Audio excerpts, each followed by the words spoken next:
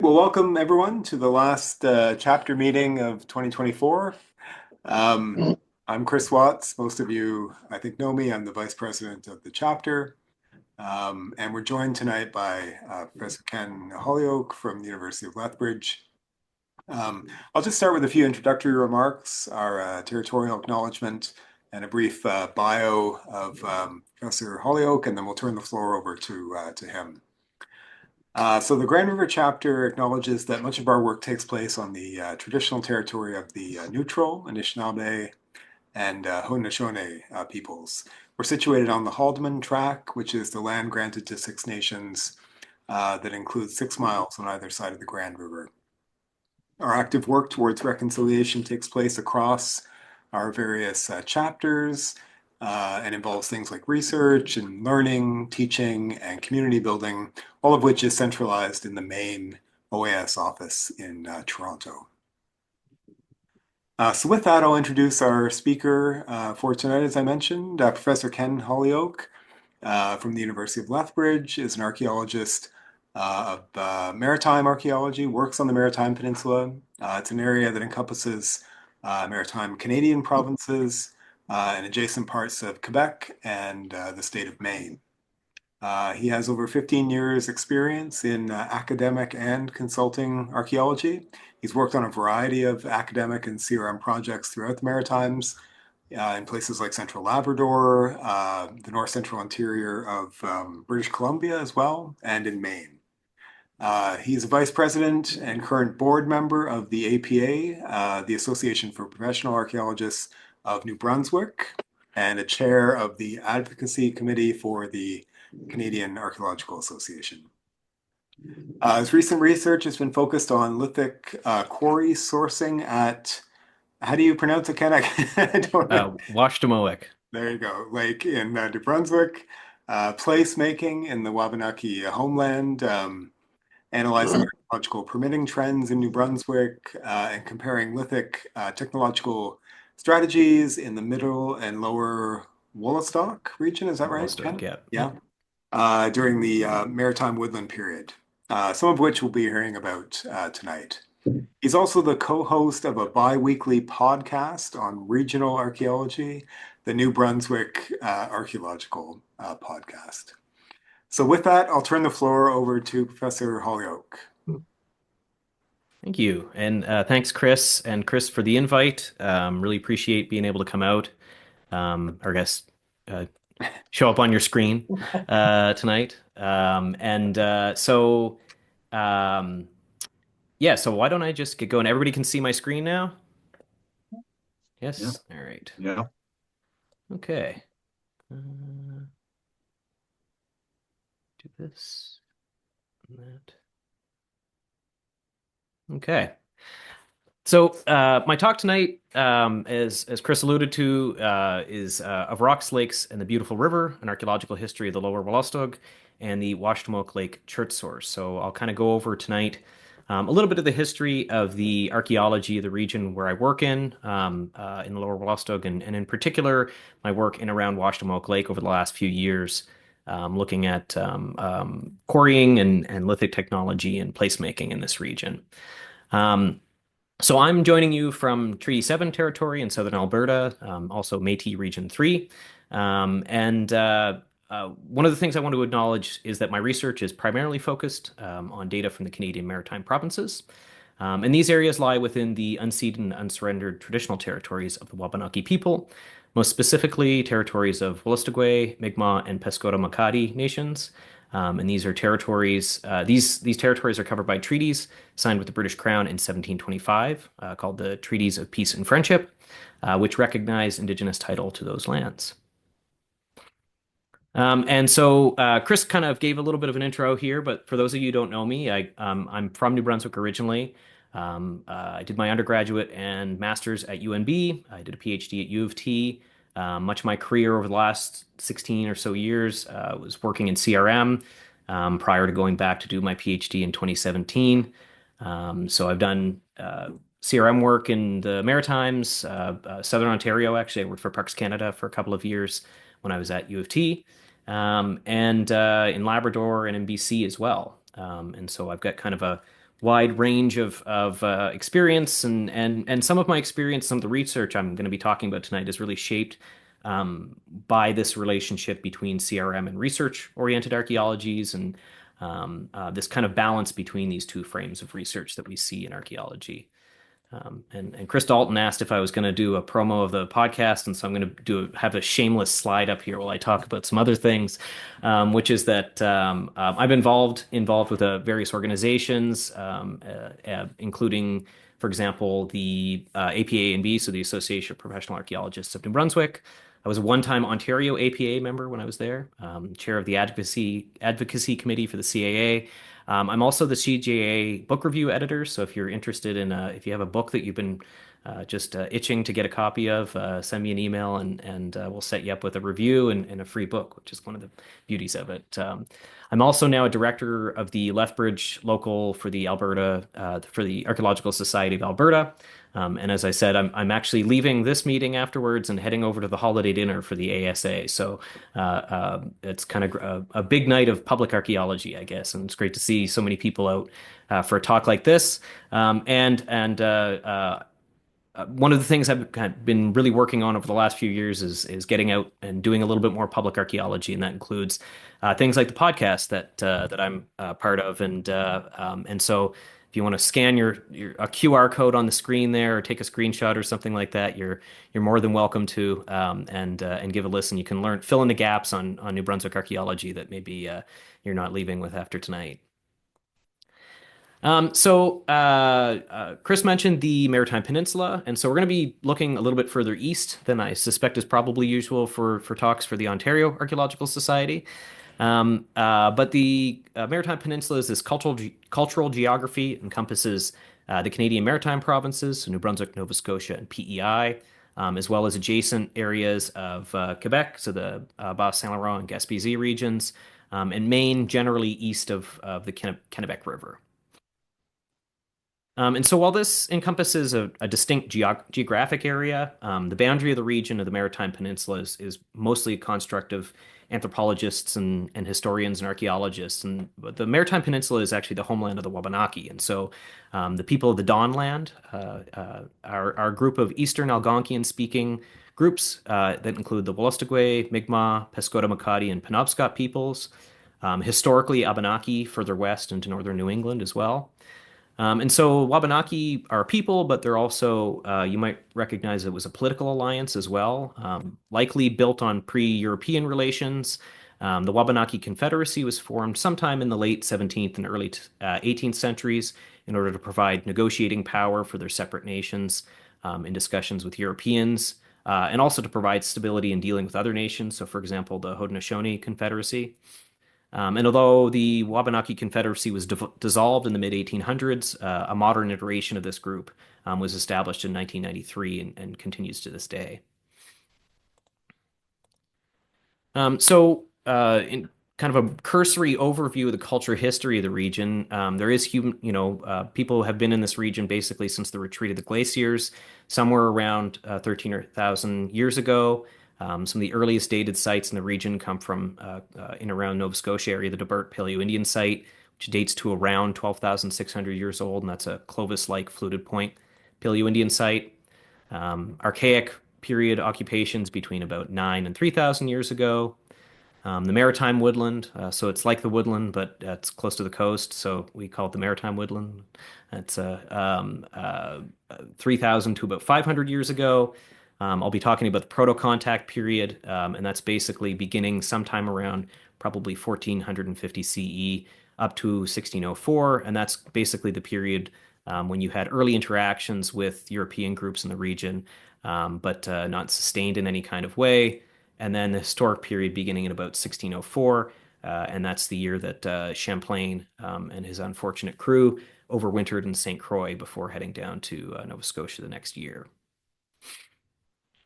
In particular, my own research is focused on Wolastoq archaeology, and so these are the Wolastoq people are Susan Blair has referred to them basically as the quintessential river dwellers. So they self-identify with the Wolastoq, or the beautiful and bountiful river. And so Wolastoq perfected the birch bark canoe technology. Ethnographically, we're talking about groups that were highly mobile, moving up and down the river over the course of the year in short-term campsites. The historic pattern described in ethnographic accounts and early ethnohistoric documents talks about summer villages, so aggregations basically in the lower reaches of the river and on islands, and dispersed winter settlements with large winter hunting grounds allocated to different family groups. There is some evidence to suggest a pre-contact pattern similar to this, with most archaeologists recognizing distinct Wabanaki identities. So what we know historically as Wolastoq, Mi'kmaq, and Pescado-Makati, visible within the archaeological record probably sometime at least by the Middle Maritime Woodland, so beginning about 2,200 years ago. So now that you have a better understanding of the Maritimes more generally, I'm going to shift to the lower Wolastoq. So you can see the outline of the watershed in black there, and we're going to be focusing on this region. And so the lower Wolastoq is the stretch of the river that extends from the head of tide at Matquack, following a fairly broad arc south to the reversing falls in St. John, where it spills into the Bay of Fundy. And much of the archaeology of the lower Wolastoq has been centered around an ecological district called the Grand Lake Meadows. This is a broad area of low relief characterized by alluvial plains, large wetlands, and a chain of lakes located on the north side of the river. And the culture history in this particular region includes some fine spots and at least one intact site from the Paleo-Indian period, a fairly generalized understanding of early and middle archaic periods based on private collections and notes from early archaeology done in the region with some limited excavation. But we have a much better chronological and culture historical understanding of the period of the region beginning about 4,000 years ago, owing to kind of an off and on history of research, salvage, and CRM projects. The area has attracted archaeological research since at least the 19th century, with naturalists and avocational archaeologists remarking on the richness and density of sites in the area, and what was interpreted even then as a long occupation of the region by indigenous groups. A lot of the work done in this region was organized by the Natural History Society in New Brunswick. Geologists, for example, part of their exploration work describe archaeology incidentally. Unfortunately, of course, this work was rarely professionalized. And in many cases, the efforts of the Natural History Society were focused on bringing home artifacts. So there's an account, for example, of a summer camp that was organized at the Keyhole site on Grand Lake that kind of closes off this short report about the archaeology with all the members were satisfied with the amount of material that they were able to take home that day, basically. So they stuffed their pockets full of ceramics and went home. But one important moment during this early period of archaeological engagement that I'll come back to later was the first archaeological description of a quarry source of chert at Washademoak Lake by G.F. Matthew. And so you can see the lake here in the bottom right, the sort of the fourth of those lakes north of the river. And Matthew was a geologist by training, but had an interest in archaeology. And while he credits another geologist, Abraham Gesner, with the first description of the geological occurrence some years earlier, Matthew details archaeological objects in his paper, crediting their presence to both contemporary indigenous groups at the time and acknowledging use of the site by previous groups, likely extended some distance into the past. The first major excavation of the lower reaches of the Wolastoq were conducted in 1958 by Russell Harper in the city of St. John at Fort Latour. And while this was a site that was an early French fort built in 1631, which actually served as an important fur trade location throughout the 17th century, excavations revealed a substantial late archaic cemetery dating to between about 4,000 and as early as probably between 55 and 5,700 years ago, replete with ground slate implements, fish effigies, and other burial objects that are characteristic of what we call the Moorhead burial tradition. These finds shifted the perspective of New Brunswick archaeology and kind of set in motion a second phase of renewed archaeological interest in this region. By the late 1960s and early 1970s, the Archaeological Survey of Canada was conducting a series of salvage excavations in the province. In 1971, Cow Point was excavated in response to local concerns about looting.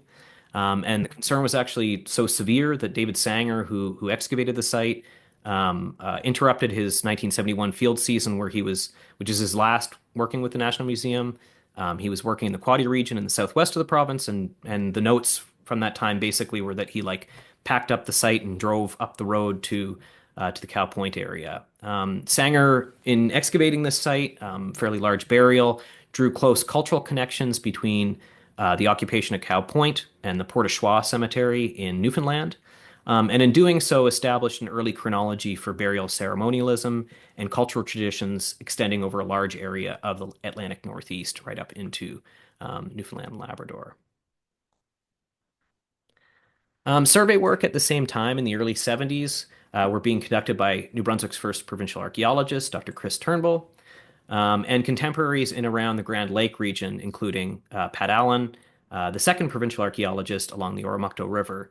And I think Francis was probably involved with a lot of this work as well. And David Burley as well did some survey work near the mouth of the river in what's today the city of St. John. This survey work led directly to excavations, major excavations at the Fulton Island site in 1971 and 1973, shown here with the arrow.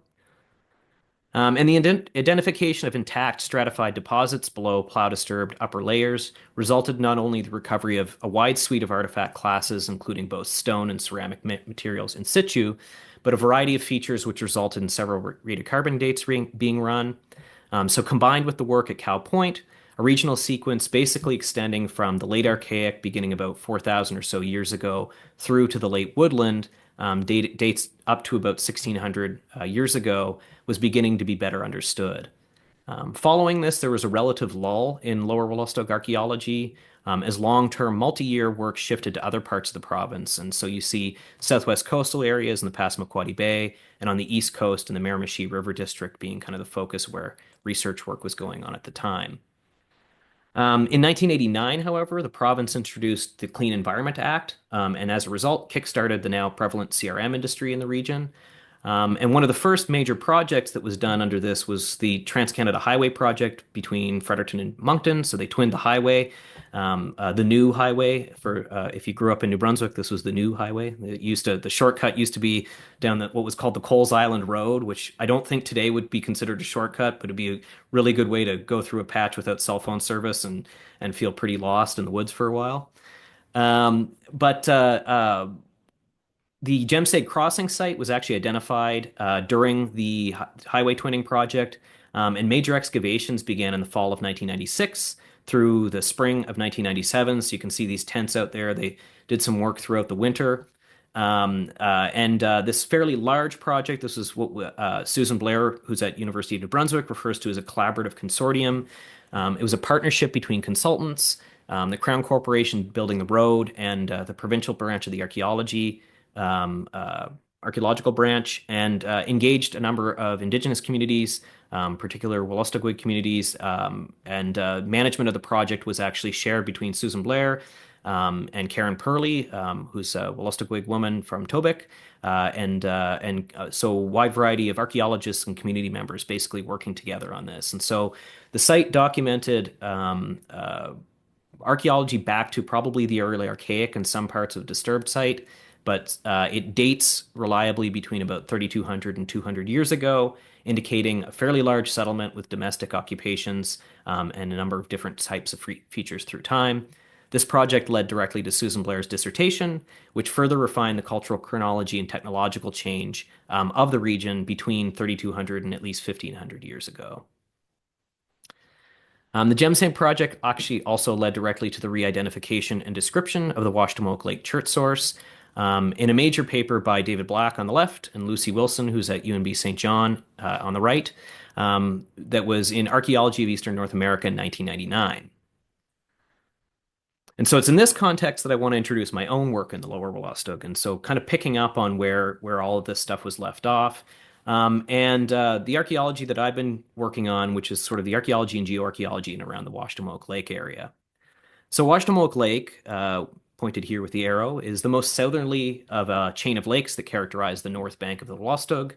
It originates in the northeast in a marshland and is fed by the Canaan River, perhaps more appropriately being characterized as an embayment or broadening of that river before draining into the main branch of the Wolastoq. Along its eastern shore, there is an outcrop of fine-grained lithic material that we call Washademoak Multi-coloured Chert. So Washademoak Chert is a fine-grained cryptocrystalline stone that ranges in colors from reds to grays, yellows and blacks, blue-gray, all sorts of different. You can see a variety of different colors here. It's hosted in limestone beds along the lakeshore, and present day you can kind of walk along the lakeshore. Very large tabular slabs and cobbles of the chert.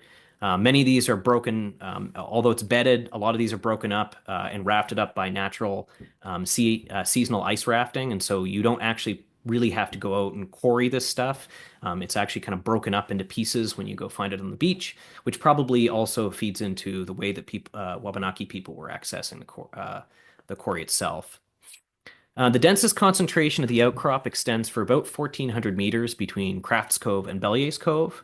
However, chert can be found in outcrop on the southwest side of the cove, and in glacial deposits or float at the back of Belyeas Cove that we found a few years ago, extending up this hillside. And this isn't a topographic map, but basically we suspect it probably extends up this hillside, although we only identified it in this area. Together, I refer to these outcrops as the Belyeas Cove Quarry. So you can think of sort of the whole cove area as the quarry itself. Archaeological evidence relating to the chert and the quarry at Belyeas Cove suggests that groups were probably seeking out this material as early as the Paleo-Indian period, and more on that. However, the vast majority of data that we have is associated with the Maritime Woodland, so between about 3,000 and 500 years ago. During this time period, and I'll get into more details about this, there's an observable increase over time in the presence of exotic lithic materials at regional archaeological sites, which culminates in a substantial and widespread lithic exchange network in the late Maritime Woodland period, which Washademoak Chert factors into. This has been interpreted by some folks as evidence of the intensification of regional hunter-fisher-gatherer exchange systems, and has been used also as evidence for the establishment of traditional territories and the move toward a more sedentary lifestyle among Wabanaki. My own work in the region began during my master's. You can't see it under that hat, but there was a much smaller bald spot that you can't see it here, but it's that cap is covering up today what would be what my son calls the hole in my hair. This was motivated by findings from some work that I had been doing that suggested a fairly significant amount of Washademoak chert was being extracted and not worked on the lakeshore, but being taken away from the quarry and worked elsewhere. And so, based on some of the work done by Susan Blair, my supervisor and mentor, she's sort of the guru of Lower Wolastoq archaeology, there's evidence to suggest that Wolastoqwig and other Wabanaki groups were likely collecting Washademoak chert in readily available slabs along the lakeshore, basically just pulling their canoes up, loading a whole bunch of chert into the canoe, and boating away. And while Sue kind of posited that this is what was happening, one of the sites that I was looking at that I'll talk about in a moment appeared to be sort of an example, an archaeological example of this kind of sourcing. And this kind of access to the quarry, rather than being sort of this overlapping piles of lithic material that you might expect at a traditional lithic quarry, you would have she suspected that what you're going to see in around the Washademoak and Belyeas Cove source is this diffuse quarry. And so you're going to see, instead of just one concentrated area where people are like breaking down stone and taking it away, you're going to see kind of evidence of this distributed across the landscape. And so the results of this survey that we did in 2010 supported the notion that lithic material, likely related to extractive and early preparation activities, was littered across the shoreline.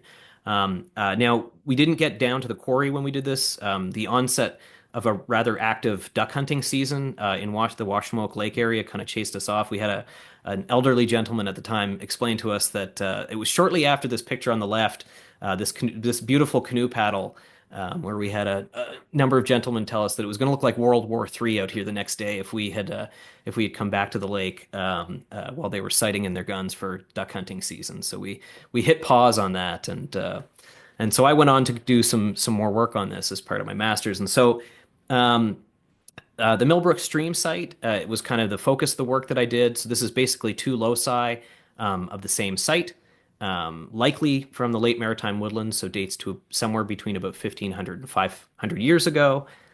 So the site location is removed from the main lakeshore. It's on a tributary stream that leads out to Washademoak Lake.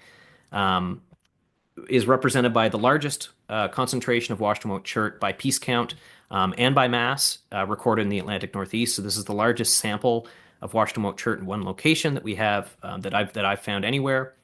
The site also demonstrates basically an entire reduction sequence oriented toward manufacturing unstemmed biface preforms. And from there, presumably the characteristic late maritime woodland corner notch projectile points that you've seen on some other slides, as well as an abundance of scraping and graving tools, many of which have small spurs or protrusions, and were particularly well suited to stripping or tearing, for example, in the repair or maintenance of a birch bark canoe. And so what it looks like is that within the lower Wolastoq, between about the transitional Archaic, so from about 3,200 years ago to about 1,600 years ago during the Middle Maritime Woodland, there's a visible shift from a form of group residential mobility to an alternating pattern between seasonal summer logistical mobility and residential mobility. And the late woodland occupation at Millbrook Stream helped kind of build that picture. And so Sue Blair kind of set up everything up to the late woodland. And then my own research sort of suggested that at least up until the period between about 1,000 years ago and or 1,000 years prior to sustained European contact, groups were likely living at larger base camps, like those locations, for example, on Fulton Island, and heading out for logistical forays to places like Millbrook Stream to, collect stone and also, go out and work these rocks and move them around. Now, these forays probably included watercraft technology, but they also likely were included overland travel. And so, although the Quarry offers these sort of broad beaches and somewhat treacherous paddling conditions, this place where you can load up your canoe and take away stone, the concentration and abundance of chert at the Millbrook Stream site, coupled with the location of the site, which based on contemporary paddling, was basically at the end of canoe navigability for the river, suggested that it was particularly well suited to essentially a place where you would pull out your canoe and disembark, right? And so what I argued is that the canoeists likely arrived at the site and set about repairing their canoes. That's what all these small scraping tools are. Made an overnight campsite based on the presence of a small hearth. So here's some of the scraping and graving tools that would have been particularly well suited to working on your canoe. And the tool technology at this site suggests they were probably gearing up to head out somewhere else. There's also historical mapping in the area that leads us to believe, for example, the route that groups would have taken in the historic period was mapped onto one of the or former portage routes. And so this is something you see throughout New Brunswick history, is that a number of contemporary rural highways are grafted onto wagon roads that were grafted onto portage routes before them. And so we suspected that probably where the location of Millbrook was tied in with a bunch of stuff related to quarry and overland travel. Probably one of the most interesting things that came out of this site, though, was a small hearth. Although it came back with a modern date, pretty confident that it's a pre-contact occupation, and that I selected a poor sample of charcoal for dating. That was probably a more a me issue than a sample issue. So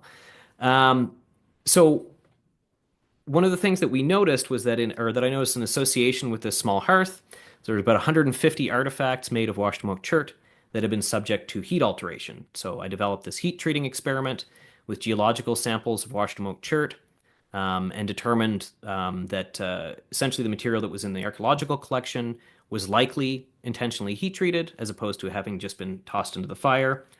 And the traditional interpretation of this behavior is that hunter-gatherers heat-treated rock to improve its knappability, so it becomes easier to work stone tool material once it's heat altered. However, no statistical means of determining this, or the statistical tests for this material at Millbrook suggest this wasn't the case. I'm not a very good flint napper, and so maybe when Chris Dalton eventually does get a chunk of Washademoak Chert, he can let me know if heat treating does improve it. I've heard mixed from people whether it does or not. But what's become apparent, though, is that for the most part, one of the things about Washademoak Chert is that for the outside of the lower Wolastoq itself, there's a lot of scrapers, so small scraping tools like you can see in the image on the right. And for the most part, these scrapers are red. And so I shared these observations with colleagues who remarked that within the lower Wolastoq, this was the case not just with Washademoak Chert. More broadly, within the Maritimes, it echoed trends that there are statistically significant number of sites over time that have a increased number of scrapers, first of all, increased number of brightly colored cherts, so ones that are red, white, yellow, and variety of shades in those ranges. These colors are also described historically and ethnographically as playing really socially important and occasionally potent roles in the lives of indigenous groups, including Wabanaki. So what we did was we reanalyzed some data from Millbrook and found that heat treating not only consistently produced greater numbers of brightly colored pieces of debitage or tools, but in the variants of Washademoak Chert that tended to be darker or duller in color, so the dark gray, the purpley, blue-gray, and brown variants, heat treating actually had the effect of transforming those objects to really brighter colors, predominantly red, white, and pink. And it suggested that in the absence of raw material from brighter classes, there was actually considerable effort put into transform Washademoak into desirable colors, right? So if you weren't finding red Washademoak Chert, you could heat treat it. So the view that color may have influenced technological decisions Wabanaki were making about the chert is important because it counters the conventional approach to understanding some of the motivations around hunter-fisher-gatherer choices and lithic procurement, preparation, exchange. And so this sort of information kind of was going on in the back of my head. And so alongside all of this sort of background to what I had been doing early on in my PhD and throughout my master's, I've also was interested in understanding kind of in a regional scope the importance of Washademoak Chert to ancestral Wabanaki as viewed by the connection with the Belyeas Cove Quarry. However, to do so, understanding precisely where groups were getting the chert was fairly important. And so David Black, who had kind of done the initial work on the Washademoak Lake chert source, followed this project, followed the publication of the AE&A paper, established that, well, Washademoak Multi-coloured Chert is a carboniferous chert that originates on Washademoak Lake. Not all carboniferous cherts in the region are Washademoak. And so what you can see is that basically there are multiple geological occurrences of similarly aged carboniferous stone throughout the lower Wolastoq and southeastern New Brunswick. These are all part of the same geological formation. And so what this suggested is that it means that pre-contact groups potentially had access to other sources for material which is geologically similar to, and we suspected, geochemically indistinguishable from Washademoak Chert that originates on the lakeshore. So this raised the question that one of my arguments was that people were visiting Belyeas Cove for millennia. This is a really important place in the landscape. How can I be sure that all the pre-contact indigenous material that we call Washademoak Chert is coming from this place? So in 2019, I initiated a survey program called the Carboniferous Chert Geoarchaeological Survey. It just kind of rolls off the tongue. This was aimed at research started by Dave Black, and the purpose was to better document the archaeology of the area surrounding the source for Washademoak Chert at Belyeas Cove, and to document and collect geological samples from multiple occurrences throughout southeastern New Brunswick. The results suggested that at 5 of the locations where carboniferous cherts occur, only 2 of them, other than Belyeas Cove, so at Dorchester Cape, which you can see in the top right and circled there, circled here, and at Henderson Settlement, just east of Washademoak Lake, would ever be confused in hand specimens with what we would call Washademoak Chert. So some of these other carboniferous cherts are really low grade, not stuff you could even make stone tools with. Importantly, however, at Henderson Settlement, we found a couple of artifacts. And so BKDL1, as the site came to be known, is important because it represented the only other location from which I can say there's both carboniferous cherts in abundance and an archaeological site, which is not located on the lakeshore at Washademoak Lake. Subsequent work in the lab has demonstrated the difficulty in sourcing heterogeneous materials like Washademoak Chert. I'm not going to get into the laser stuff too heavily here, but lo and behold, red chert from Belyeas Cove and Henderson Settlement that look nearly identical in your hand look nearly identical in terms of their geochemical makeup and have very few characteristic elements separating them out. And so this is not only is there another place where Wabanaki were getting stone, we probably you're going to have a very difficult time parsing this stuff out using geochemical means. But in 2022, we returned to the site and started doing test excavation there, documenting in situ deposits of roughly worked chert nodules, debitage, some tools. I think in one test pit, there were about 7.5 kilograms of unmodified chert, as well as a bunch of artifacts. It extends out over a fairly large area, about 130 by 75 meters. That's what we've documented so far. Interestingly, we haven't found any chert or artifacts on the west, or it's kind of the west side of that road that you can see in the image on the left. And in addition to the 2 artifacts recovered in 2019, we found almost over 270 artifacts in the 2022 artifact, both from surface collection and from excavations. All of the flake stone tools, both formal and informal, with the exception of one, like a quartzite utilized flake, are made on Carboniferous cherts that look identical to Washademoak chert in predominantly red variants of the material. Debitage was almost exclusively Carboniferous chert. What's really interesting is there was a flake fragment you can see up in the top right corner here, made on a pink and white Mesozoic age chert that's probably originates in Nova Scotia. So these are cherts that you would see at the Minas Basin area.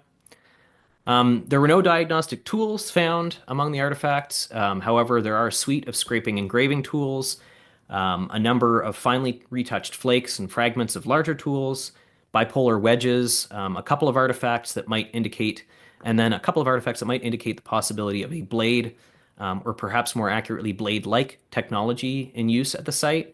I've sent images of these artifacts to Marty Magny, who said that blade-like would be the best way to characterize them, except one, he said, BKDL 21012, he said, looks an awful lot like a blade, a prismatic blade. And so what's really interesting is that these midsections of what might be prismatic blades or other blade-like technologies, some of which are probably made through like bipolar percussion, suggest a variety of different reduction strategies at the site. Lo and behold, at a quarry site, there's debitage in various stages of manufacture. For the most part, early stage reduction and shaping of raw material, which you'd expect at an extraction locale. So ultimately, the implications of this secondary quarry are interesting, as it suggests that groups may have been acquiring stone, which is visually and mechanically identical to Washademoak chert, at a secondary location at Henderson's settlement. Now, what does this mean from a sourcing perspective? And so there are at least 2 significant post-glacial events that affected the accessibility of the Belyeas Cove quarry.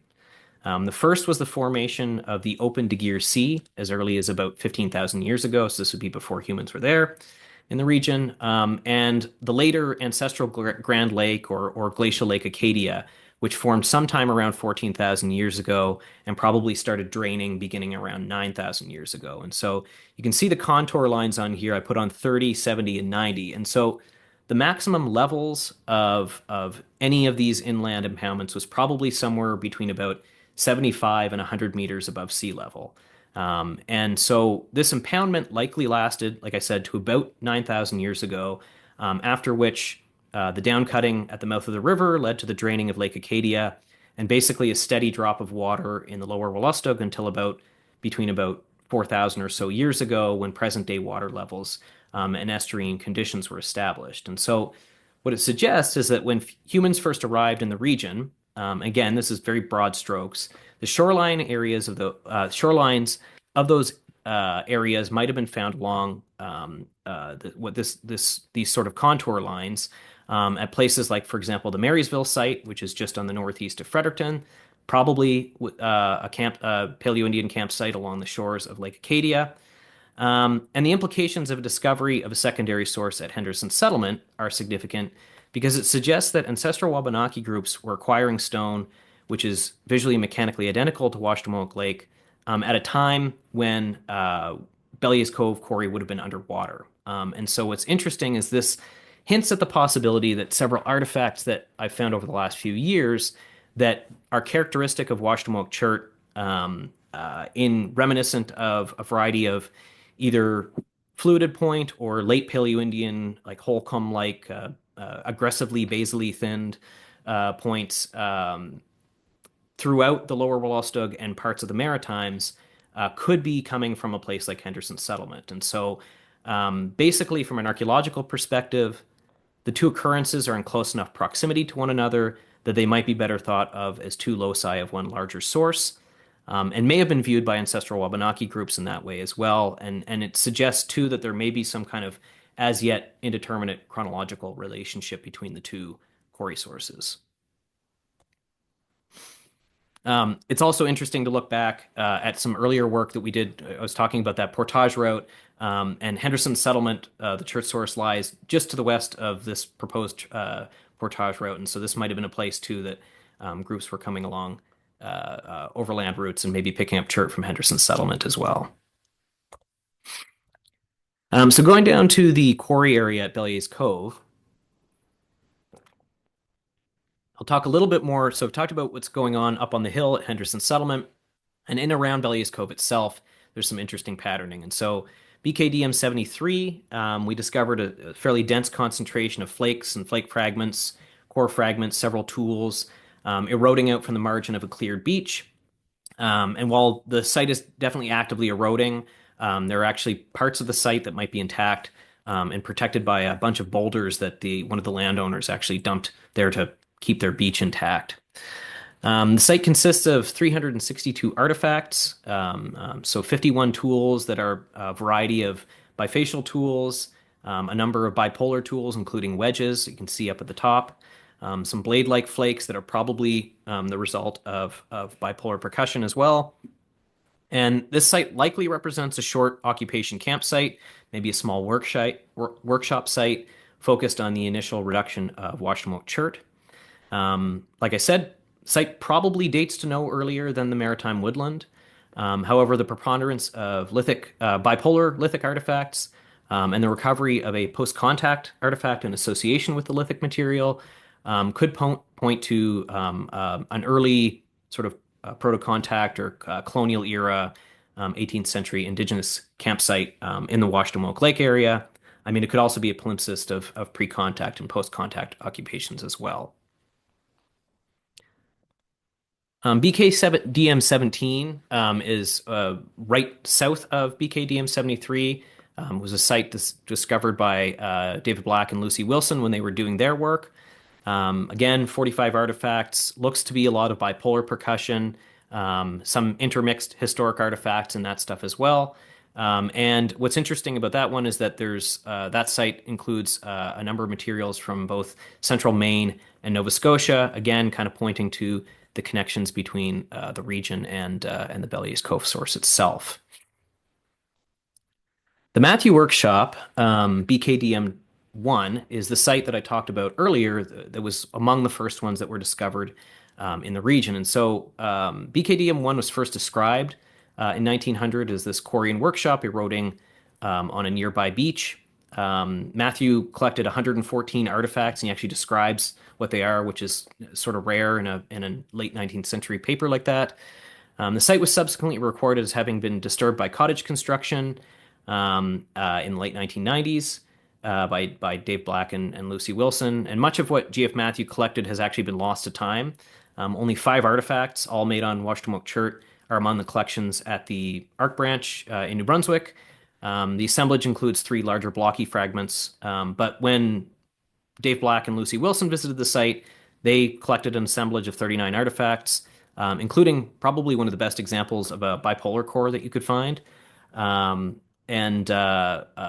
I've visited the site with the current landowner at McDonald's Point and reviewed her fairly substantial private collection, the majority of which originates from the point at BKDM 1 and one of the islands nearby.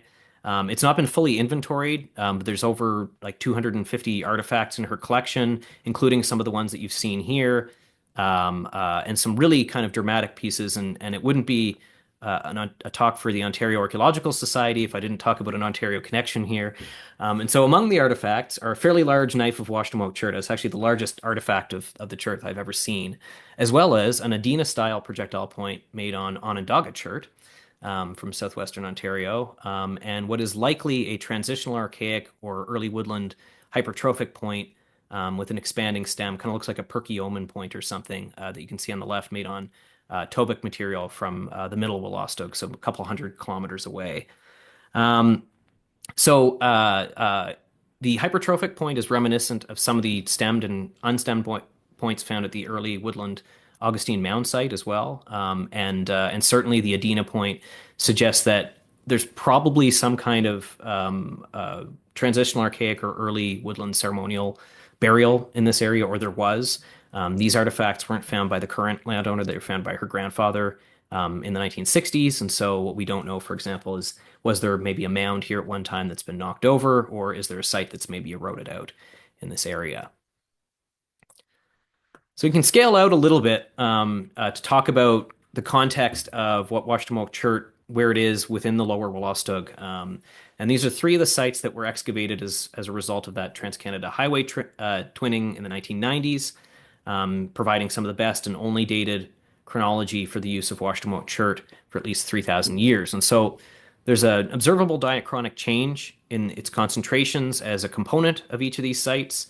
You generally see an increase throughout the early woodland until about 2,600 years ago.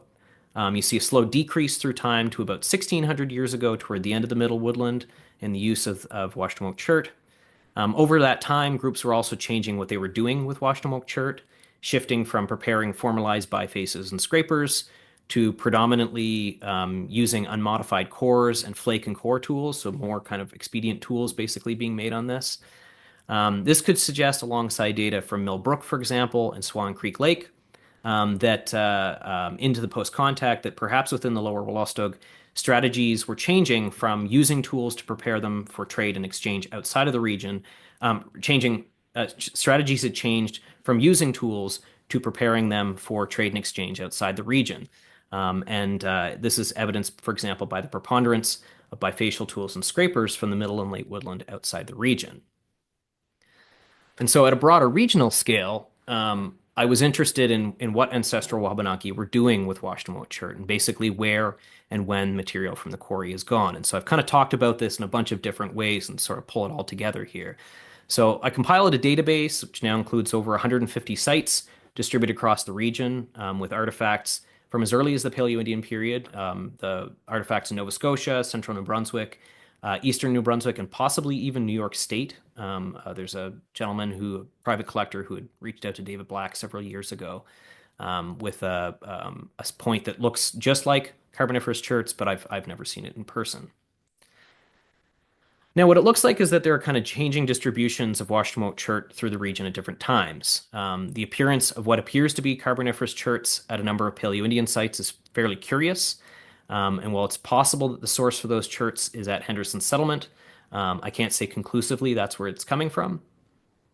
There's also a fairly glaring 6,000 years or so gap in the use of material after the Paleo-Indian period that I'll admit I've not been able to figure out, but this is characteristic of a de-emphasis on fine-grained cherts throughout the region, where you see a shift sometime after, probably around 9,000 years ago, to material preferences go from very fine-grained, brightly colored cherts to duller colored volcanic materials, tougher, denser materials, and actually kind of a turn away from flakestone technology for several thousand years up until the transitional archaic, when you start to see groups engaging with it again. And so while Susan Blair's data for the lower Wolastoq seems to demonstrate a decrease in the use of Washademoak Chert over time, the bigger picture appears to mirror this pattern, at least until the end of the middle Maritime Woodland. And if you look here on the sort of lower center image, you can see that there's a massive increase in presence, both spatially and by site components, beginning around 1,500 years ago, with that increase accelerating after about 1,300 years ago during the late Maritime Woodland, and possibly tapering off again during the post-contact period, although we have fairly limited data on the post-contact, and so it's hard to say whether that's a real pattern or not. What also coincides with this change is the use of Washademoak Chert. There's evidence that modification and preparation may become infused with ritual and ritually important places. So while the material is not commonly found in ritual contexts, a pinkish-hued and most likely heat-treated bifacial scraper of Washademoak Chert is found among the materials at the Augustine Mound Adena burial site in the Miramichi River. A fairly elaborately flint knap projectile point of this highly translucent chalcedonic variant of Washademoak Chert. You can see a couple examples of here. Rare enough that in the outcrops that I've sampled, there's never been a pure vein of this recovered in the hundreds of pounds of rocks that I've found at the shoreline. One of these was found in Passamaquoddy Bay, and the other in southwestern New Brunswick. And this point in particular was found on the southeast tip of New Brunswick in Shediac Harbor.